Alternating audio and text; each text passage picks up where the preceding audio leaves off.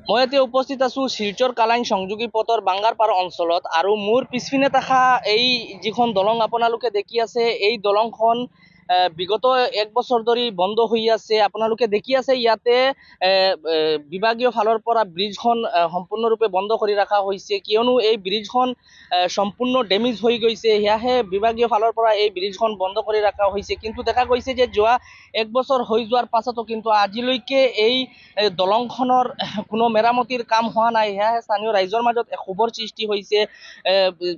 বহু ঝুঁকি লৈ জীৱনৰ ঝুঁকি লৈ ইয়াতে যি যান বাহন আছে বা স্থানীয় ৰাইজসকল আছে তেওঁলোকে এই দলংখন পাৰাপাৰ কৰি আছে। আৰু আপোনালোকে দেখি আছে ইয়াতে কাষতে আছে হাৰাং নৈ। এই হাৰাং নৈৰ ওপৰত থকা এই দলংখন বিগত এক বছৰ ধৰি সম্পূৰ্ণ বন্ধ হৈ আছে। বিভাগীয় ফালৰ পৰা বন্ধ কৰি ৰখা হৈছে, কিয়নো দলংখন সম্পূৰ্ণৰূপে ডেমেজ হৈ গৈছে।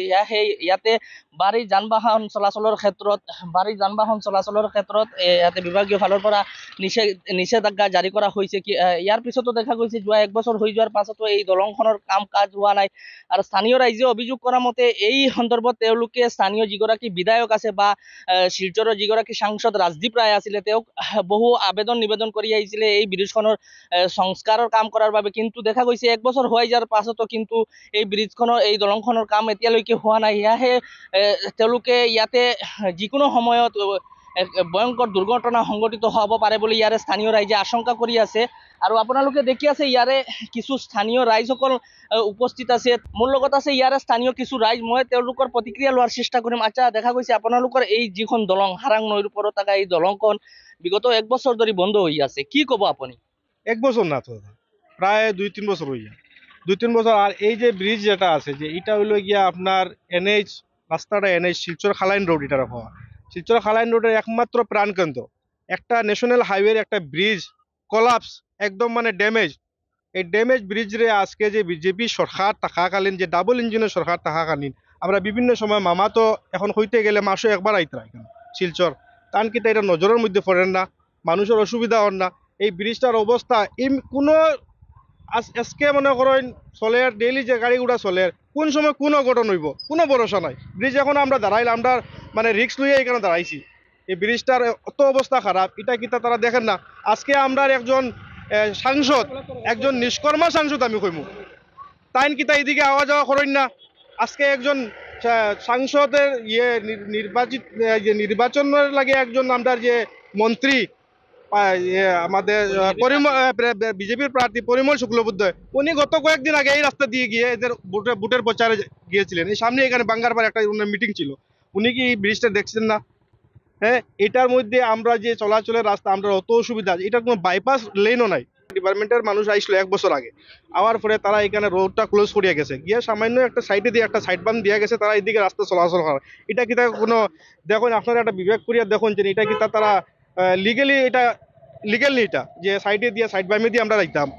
আর এক বছর আগে প্রতিশ্রুতি দিয়া গেছেন যে আমরা রাস্তার কাজটা শুরু করবো, কিন্তু আজকের দিন পর্যন্ত কাগজে কলমে কোনো কাজকর্ম নাই। আচ্ছা, আৰু আছে ইয়াৰে স্থানীয় কিছু আৰু ৰাইজ আছে, আপোনালোকে দেখি আছে তেওঁলোক একত্ৰিত হৈছে, কিয়নো তেওঁলোকৰ মাজত এটা ক্ষোভৰ সৃষ্টি হৈছে। বিগত এক বছৰ ধৰি এই দলংৰ বাবে তেওঁলোকে বহু অসুবিধাৰ সন্মুখীন হৈ আছে। মোৰ লগত আছে আৰু এজন চাইন। আচ্ছা দাদা, আপুনি কি ক'ব? নিৰ্বাচন আহিলে জনপ্ৰতিনিধিসকলে প্ৰতিশ্ৰুতি দিয়ে, কিন্তু দেখা গৈছে বিগত এক বছৰ ধৰি এই দলংখন সম্পূৰ্ণৰূপে অকাৰ্য হৈ আছে, কি ক'ব? বহুত প্রতিনিধিসকল আইন তো, কিন্তু এখানে কোনো কাজকর্ম হয় না। কিন্তু বিজেপি গভর্নমেন্ট ডাবল ইঞ্জিন সরকার থাকা সত্ত্বেও যে বিজেপির যে আমরা গত নির্বাচনে যে বিধায়ক আসলা তাইনও এখানে তো কোনো কাজকর্ম হয়েছে না। আর বর্তমানে যে আমাদের সাংসদ আসন পরিমল শুক্লবৈদ্য যাই নির্বাচনে লড়াইয়ে আসুন বর্তমানে বিজেপি প্রার্থী, কিন্তু তাই তো এই রাস্তায় আমার দেখা মতো, আমি এখানে একটা ছোটো মোটো দোকান দেই, যে 3 দিন গ্যাস আসছেন এদিকে।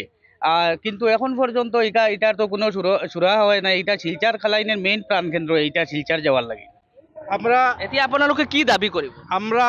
আমরা যদি 26 তারিখের আগে আমরা এখানে আমরা আরো 5 দিন সময় দেখবো, 5 দিন সময় দেখিয়া যদি আমরা এই ব্রিজের কোনো যদি আমরা সুরাহা না পাই তে আমরা এখানে রাস্তা বন্ধ করি অবরোধ বইমু, আমরা বৃহত্তর আন্দোলন বইমু। ইয়াৰ আছিলে স্থানীয় ৰাইজসকলৰ মন্তব্য। আপোনালোকে দেখি আছে ইয়াৰে স্থানীয় কিছু ৰাইজ তেওঁলোকৰ মাজতে ক্ষোভৰ সৃষ্টি হৈছে, কিয়নো তেওঁলোক বিগত এক বছৰ ধৰি এই দলং লৈ তেওঁলোক বহু অসুবিধাৰ সন্মুখীন হৈ আছে, বিশেষকৈ যাতায়াতৰ ক্ষেত্ৰত তেওঁলোকে বহু অসুবিধাৰ সন্মুখীন হৈ আছে। আৰু লগতে আপোনালোকে শুনিছে তেওঁলোকে এটা হুংকাৰ প্ৰদান কৰিছে, অহা লোকসভা নিৰ্বাচনৰ পূৰ্বে 26 তাৰিখৰ পূৰ্বে যদি এই দলংখনৰ কোনো মেৰামতিৰ কাম আৰম্ভ নহয় তেনেহ'লে তেওঁলোক বৃহত্তৰ আন্দোলনৰ দিকে আগবাঢ়িব বুলি তেওঁলোকে এক হুংকাৰ প্ৰদান কৰিছে।